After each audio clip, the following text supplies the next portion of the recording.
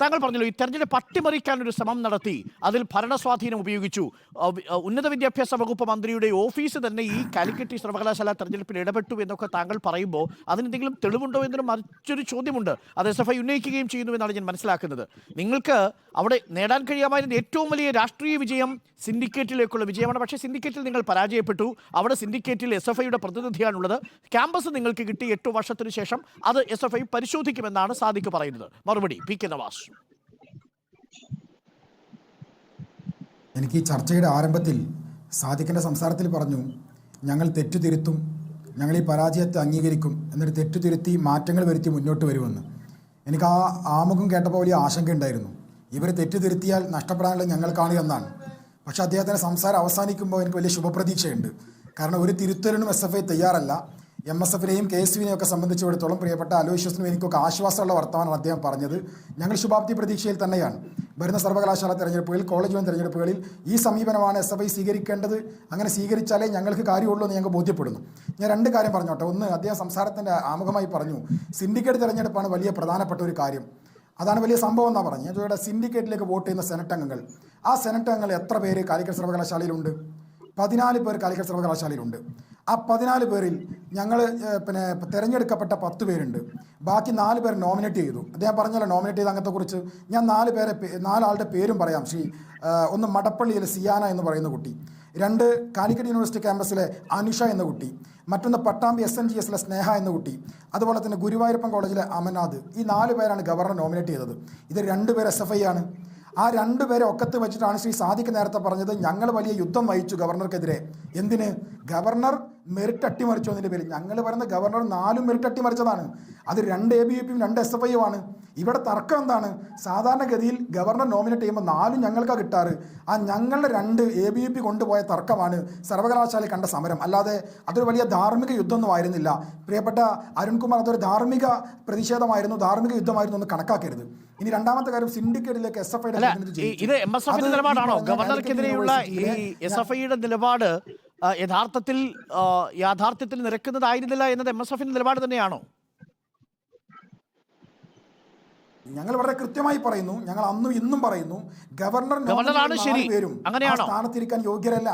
Senate അംഗം എങ്ങനെ ഗവർണറാണ് ശരി എന്നതാണോ നിങ്ങളുടെ നിലപാട്?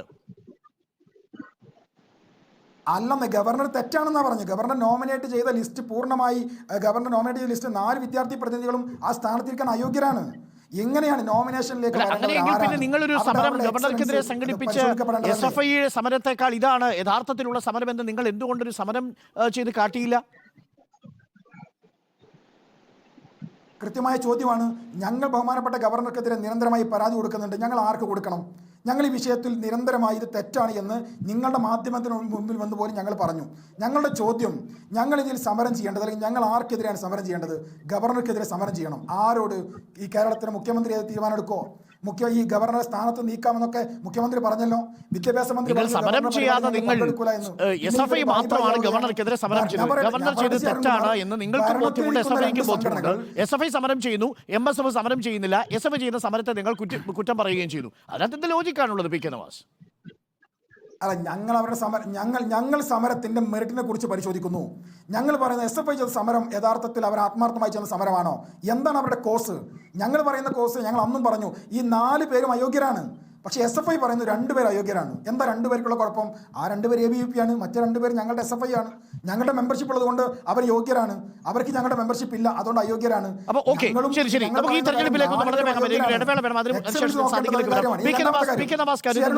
എന്താണ് ഈ കാലിക്കറ്റ് സർവകലാശാല തിരഞ്ഞെടുപ്പിൽ UDSF സഖ്യത്തിന് അനുകൂലമായി തീർന്നിട്ടുണ്ടാവാവുന്ന ഘടകം? ഞാൻ ആ ചോദ്യത്തിലേക്ക് വരുമ്പോൾ ഒരു കാര്യം അരുൺകുമാർ നേരത്തെ ചോദിച്ചത്, സിൻഡിക്കേറ്റ് തെരഞ്ഞെടുപ്പ് അവർ ജയിച്ചല്ലോ, അതൊരു ഭയങ്കര സംഭവമല്ലേ എന്നാണ്. സിൻഡിക്കേറ്റ് തെരഞ്ഞെടുപ്പിൽ ആകെ വോട്ട് ചെയ്യുന്ന വിദ്യാർത്ഥി പ്രതികൾ 14 പേരാണ്. നേരത്തെ അഗ്രികൾച്ചർ യൂണിവേഴ്സിറ്റിയുടെ കാര്യം സാദിഖ് ഇവിടെ പറഞ്ഞു. അഗ്രികൾച്ചർ യൂണിവേഴ്സിറ്റിയിൽ ആകെ പഠിക്കുന്ന 30,000 കുട്ടികളാണ്. കേരളത്തിലെ ഏറ്റവും കൂടുതൽ വിദ്യാർത്ഥികൾ പഠിക്കുന്ന സർവകലാശാലയാണ് കാലിക്കറ്റ് സർവകലാശാല. ആ കാലിക്കറ്റ് സർവകലാശാലയുടെ വിദ്യാർത്ഥികൾ വോട്ട് ചെയ്തിട്ടുള്ള, ഈ പ്രതിനിധികൾ വോട്ട് ചെയ്തിട്ടുള്ള ആ തിരഞ്ഞെടുപ്പിനെ വിലയിരുത്തുന്നത് കേവലം 14 പേർ വോട്ട് ചെയ്ത സിൻഡിക്കേറ്റ് തെരഞ്ഞെടുപ്പിനെ വെച്ചാണ് സാദിഖ് വിലയിരുത്തുന്നത്. ഞങ്ങൾക്ക് പരാതിയില്ല. അത്തരം വിലയിരുത്തലുകളാണ് SFI ഈ തിരഞ്ഞെടുപ്പിന് ശേഷം നടത്തേണ്ടത്. അങ്ങനെ നിങ്ങൾ മുന്നോട്ട് പോകുന്ന കാലത്തോളം ഞങ്ങൾ കോൺഫിഡൻസ് ആണ്. ഇനി എന്താണ് ഇതിൽ സംഭവിച്ചതെന്നാണ് ഞാനും അലോഷ്യയും ഇന്ന് രാവിലെ മാധ്യമങ്ങളെ കണ്ടു. ഞങ്ങൾ പറഞ്ഞു ഞങ്ങൾക്കൊരു പ്രതീക്ഷയുള്ളത് ഈ തിരഞ്ഞെടുപ്പിൽ ഞങ്ങൾ പൊളിറ്റിക്കലി 7 മുതൽ 15 വോട്ടുകൾക്ക് ഞങ്ങൾ ജയിക്കും എന്ന് ഞങ്ങൾക്ക് കോൺഫിഡൻ്റ് ആയിരുന്നു. ഇനി മാക്സിമം പോയാൽ ഒരു 25 വോട്ടിന് ഞങ്ങൾ ജയിക്കും. ഒരു നിലക്കും തോൽക്കാൻ MSFO KSO തോൽക്കാനുള്ള സാധ്യത ഉണ്ടായിരുന്നില്ല. ശ്രീ അരുൺകുമാർ 42 വോട്ടിനാണ് ഞങ്ങൾ ജയിച്ചത്. ഞങ്ങൾക്ക് മനസ്സിലാവാത്തത് ഞങ്ങൾക്ക് അധികമായി വന്ന 10-15 വോട്ട് ഏതാണ്?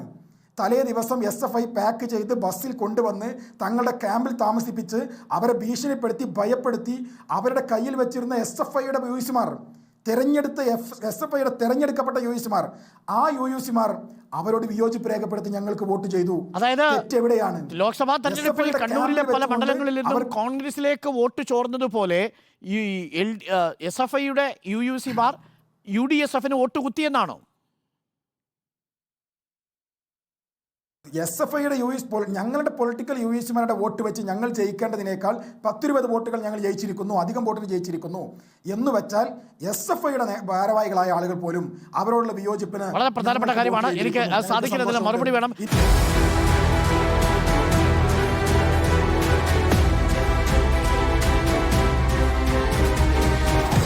Debate with Arun Kumar.